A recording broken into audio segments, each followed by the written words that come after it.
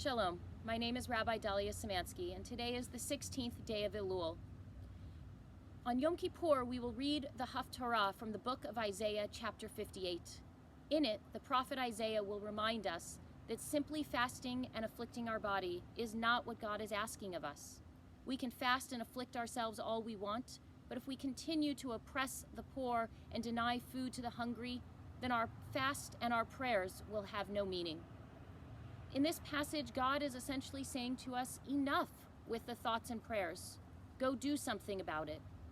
After all, when is the last time a prayer fed a hungry child, provided shelter to the homeless, or prevented an act of violence? Judaism is a prayer that focuses more on our actions than our intentions. God is more concerned with what we do than how we feel about doing it. One of the most mistranslated sentences in the Jewish American lexicon is, "It is a mitzvah to give tzedakah." So often it is translated as "it is a good deed to give charity," but it is so much more. A mitzvah is not a good deed. It is a commandment. And tzedakah is not just charity. It is justice and righteousness. A good deed is an action taken from the heart. A commandment is a directive. As Jews, we are not asked to do good in the world only when our heart so moves us.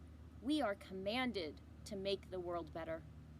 And tzedakah, from the root of tzedek, justice. Charity implies that it's voluntary, but our obligation is to be the pursuer of justice and the bearer of righteousness in this world. So let's look at that sentence again. It is a mitzvah to give tzedakah. Yes, it is a good deed to give charity, but this sentence is so much more.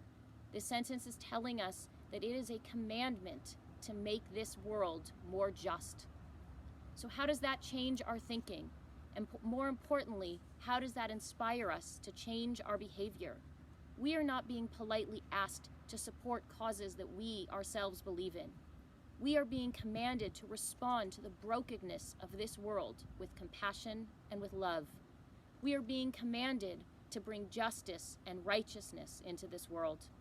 In the words of the comedian Stephen Colbert, when we are facing pure evil, by all means, offer your thoughts and prayers. But think about what you need to do and pray for the courage to do it. This year, let us commit ourselves to increasing our acts of justice and righteousness. Let us commit ourselves not only to refraining from food on Yom Kippur, but working to break the chains of oppression all year long. And this year, may we commit to turning our prayers into actions.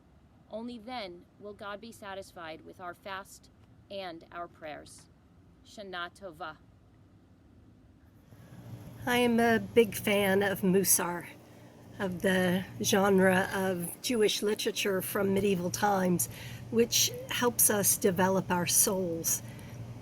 I'd like to share with you the midah, the trait of shtika, of silence. Silence comes from Shema Yisrael, Adonai Eloheinu, Adonai Echad. Listen, Israel, for the sound of the one, the oneness between all that God created. I'd like to share with you something that Dr. Howard Thurman, one of my favorite theologians, wrote. In the stillness of the quiet, if we listen, we can hear the whisper of the heart, giving strength to weakness, courage to fear, hope to despair. I used to study for a time at Howard Divinity School in Washington, D.C. One of my favorite buildings in the Divinity School is the listening room. The listening room is at the center of the Divinity School, which is created in the round. So in the center of this school is this small wood-paneled library known as the listening room. Beautiful leather-bound books line the walls. In the middle of the small room is a large leather armchair. The first time I walked in, I immediately went to the bookshelves to choose a book to sit down and read. But that is not allowed. One is supposed to sit in the chair and listen. Listen to what? I wondered. To whom? To God? How would I know God was speaking? Was I supposed to respond?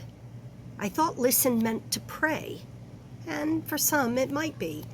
It was for me. But in the listening room, one is just meant to listen. It took several trips for me to understand what listen meant. At first, I thought I was supposed to pay attention to my thoughts, but those led me away from true listening. I became distracted and drawn into the past or the future. I forgot where I was. I tried listening to my heartbeat. That helped a bit until I realized it's hard to actually listen to your heartbeat. I thought listening was a verb, an action I had to do, to actively listen for a particular sound. I always thought that was listening, but there were no sounds in the listening room to reach out for. Finally, I stopped trying to figure it out and began to simply listen. I grew quiet. I breathed gently in and out. I found stillness inside my body, and I listened. I didn't hear words or sounds except those of my own body. Instead, I heard deep silence. I grew comfortable with the inner and outer quiet. I loved having no goal to search for in the stillness, nothing I was supposed to do, achieve, or find. I'm not sure I can describe what I discovered during my stays in the listening room. Perhaps I found the sound of my soul's deepest, truest center. Maybe I found the music of being in the present. All I do know for sure is that I learned to listen. Whenever I lose my way or my sense of self, I return to that room in my mind, and I find my soul again. Dietrich Bonhoeffer wrote, "It's as if in solitude, the soul develops organs of which we're hardly aware of in everyday life." I invite you to find a place in your home or outside to be a listening room and sit for 5 minutes or 1 minute to simply listen. It helps to gently breathe in and out slowly, letting your body and mind get used to being in a state of shtika, of silence. May we be blessed as we learn to hear the sounds of our souls.